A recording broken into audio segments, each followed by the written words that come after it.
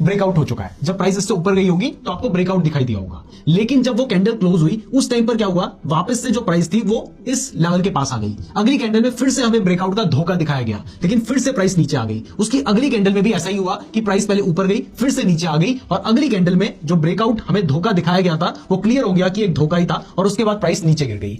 तो यहां पर अगर आपने कैंडल को कंप्लीट होने के बाद ट्रेड लेने की सोची होती तो आपका नुकसान नहीं होता। अब यहां पर जो कैंडल्स बनी है, इन कैंडल्स को भी अगर आप ध्यान से देखेंगे तो आपको दिखाई देगा कि ये जो कैंडल है ना, अभी रिसेंटली मैंने एक कैंडलस्टिक पैटर्न के ऊपर वीडियो बनाई थी, उसमें मैंने आपको हैमर या फिर बुलिश एंगल्फिंग ये सारे पैटर्न्स नहीं समझाए थे, मैंने आपको कैंडल्स के पीछे की साइकोलॉजी समझाई थी। बहुत ही अच्छी वीडियो है, मैं कह सकता हूं कि कैंडलस्टिक पैटर्न के ऊपर one of the best video है जो हमने बनाई है, और इवन यूट्यूब में अवेलेबल है। उस वीडियो को जरूर देखना, उसमें हम आपको पैटर्न्स रटाएंगे नहीं बल्कि उसके पीछे की साइकोलॉजी बताएंगे। उसका लिंक आपको डिस्क्रिप्शन में मिल जाएगा, आई बटन में मिल जाएगा। तो यहां पर उस वीडियो में हमने समझाया है कि ये जो कैंडल्स बन रखी है, और इन कैंडल्स की आप देखेंगे कि ये कैंडल किस तरीके की है। ये कैंडल कुछ इस तरीके की है जिनकी ऊपर की विक लॉन्ग है, तो इन कैंडल्स को कहा जाता है लॉन्ग विक कैंडल। और जब ऊपर की विक लॉन्ग है तो इसका सीधा सीधा मतलब है कि यहां पर जो बायर्स है वो प्राइस को ऊपर ले जाना चाह रहे हैं, लेकिन सेलर्स वापस से प्राइस को नीचे लेके आ रहे हैं। तो इससे हमें साफ समझ आ रहा है कि यहां पर सेलिंग प्रेशर ज्यादा है, यानी बेचने वाले लोग ज्यादा हैं। तो इस केस में हम यहां पर बाय करने का ट्रेड तो बिल्कुल भी नहीं लेंगे। तो पहली चीज क्लियर है कि आपने एक तो कैंडल को पहले कंप्लीट होने देना है, और उसके बाद देखना है कि वो कैंडल किस तरीके की बन रही है जहां पर ब्रेकआउट हो रहा है। अगर वो इस तरीके की लॉन्ग विक कैंडल्स बन रही है या मल्टीपल लॉन्ग विक कैंडल्स बन रही है तो इसका मतलब ये एक फेक ब्रेकआउट हो सकता है। लेकिन इसकी जगह पर जहां पर ब्रेकआउट हुआ है वहां पर एक बड़ी ग्रीन कलर की कैंडल बनी होती तो चांसेस होते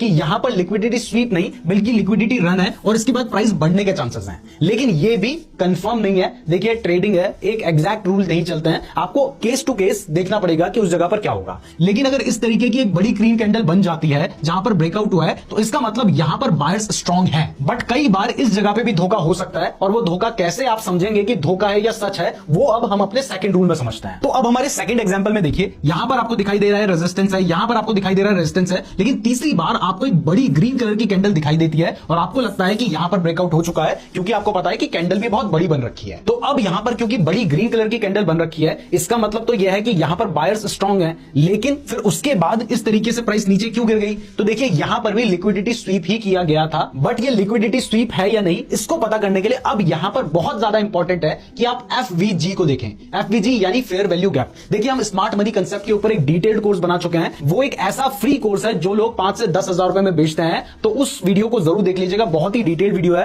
पूरा स्मार्ट मनी कंसेप्ट आपको डिटेल में समझ आएगा। उसमें हमने फेयर वैल्यू गैप के बारे में भी डिटेल में बता रखा है। तो अगर अपनी नॉलेज को बहुत ज्यादा बढ़ाना चाहते हो तो उस वीडियो को भी बिल्कुल मिस मत कीजिएगा। लेकिन यहां पर मैं आपको शॉर्ट में बता देता हूं कि एफवीजी होता क्या है। तो देखिए फेयर वैल्यू गैप एक इस तरीके का गैप होता है, और ये बनता कैसे है आपको दिखाई दे रहा है कि जहां पर ब्रेकआउट हुआ है वहां पर पहले एक छोटी